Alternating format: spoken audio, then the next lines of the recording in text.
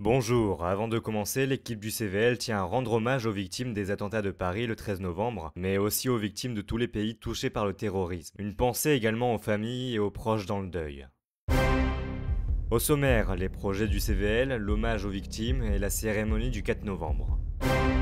Une réunion a eu lieu le mardi 24 novembre avec le CVL, la direction et des enseignants de philosophie et d'histoire-géographie afin de mettre en place des débats citoyens destinés aux classes de terminale où chaque élève pourra s'exprimer librement sur différents thèmes comme le racisme, le sexisme ou l'homophobie.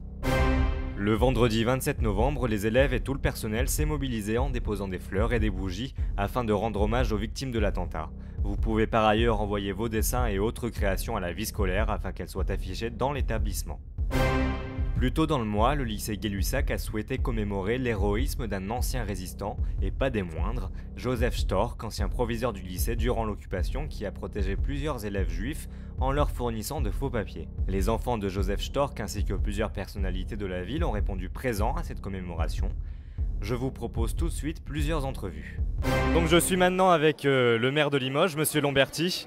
Monsieur Lomberti, qu'avez-vous pensé aujourd'hui de cette cérémonie ?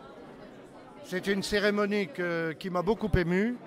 Je trouve qu'elle est logique, elle était importante pour rappeler la mémoire et surtout, j'ai reçu dans ce lycée l'enseignement des valeurs que défendait le proviseur Stock. Et je crois que c'est extrêmement important.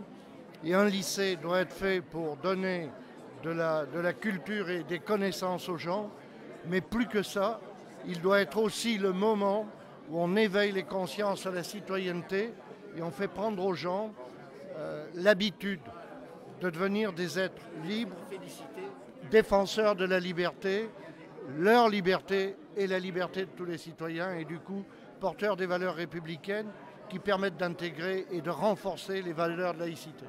Écoutez, plusieurs choses, parce qu'il faut se placer à la fois sur le plan de l'émotion et se placer sur le plan de la raison. Célébrer un homme comme celui dont on célèbre la mémoire aujourd'hui, c'est quelque chose de tout à fait exceptionnel. Ce sont des parcours hors du commun d'hommes normaux qui se découvrent héros comme ça parce que les circonstances au bout d'un moment les interpellent et font qu'ils les amènent à réagir. Et puis il y a l'aspect plus rationnel. L'aspect plus rationnel, c'est de se dire comment dans ces circonstances-là aurions-nous réagi nous ? Aurions eu ce courage ? Une république, et c'est notre idéal, une république ne distingue pas les concitoyens en fonction de leur couleur de peau, en fonction de leur religion, en fonction de leurs origines. Le Limousin, on l'a dit, c'est une terre de résistance. Résistance hier face à un ennemi et résistance hier face à l'inacceptable. Mais résistance aujourd'hui aussi face à ce qui est toujours inacceptable, la propagation d'idées qui sont à l'antinomie, qui sont au contraire des valeurs de l'homme. Madame Lafaille, qu'avez-vous pensé de cette cérémonie aujourd'hui ? J'ai trouvé à la fois qu'elle était indispensable pour la mémoire, pour transmettre la mémoire de Monsieur Stork et qu'elle montrait à quel point des gens sont aujourd'hui prêts à se battre pour toutes les valeurs qui nous ont été transmises. C'est tout pour ce mois-ci, vous pouvez nous suivre via les différents réseaux qui s'affichent à l'écran. L'équipe du CVL vous donne rendez-vous au mois de décembre.